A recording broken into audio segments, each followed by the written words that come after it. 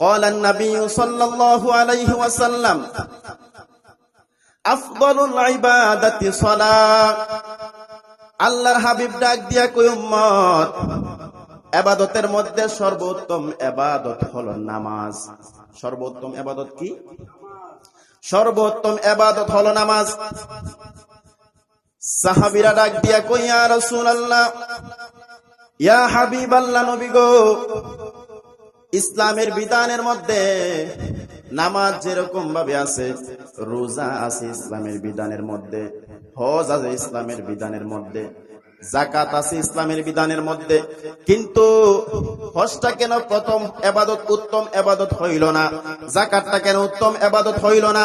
রোজাটা কেন উত্তম ইবাদত হইল না? নামাজটা কেমনে উত্তম ইবাদত হয়ে গেল আমরা জানতে চাই। আমার নবী বলেন, সাহাবীরা, নামাজটা এমন একটা ইবাদত, কোন বান্দা যদি রোজা রাখে, রোজা রাখার পরেও যদি ভালো কথা বলে, তার রোজার কোনো ক্ষতি হবে না।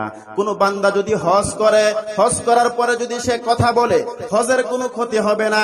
কোন বান্দা যদি যাকাত দেয়, যাকাত দেওয়ার সময় যদি সে কথা বলে, তার যাকাতের কোনো ক্ষতিগ্রস্ত হবে না। কিন্তু সালাত মানে নামাজ, নামাজ এমন একটা ইবাদত, ওই ইবাদতের মধ্যে কোনো কথা বলা যাবে না। কোনো কথা বললে আপনার নামাজটা ভঙ্গ হয়ে যাবে। নামাজের মধ্যে কাউকে সালাম দেওয়া যায় না, নামাজের মধ্যে কারো সালামের জবাবটাও পর্যন্ত দেওয়া যায় না। ঠিক না বে ঠিক?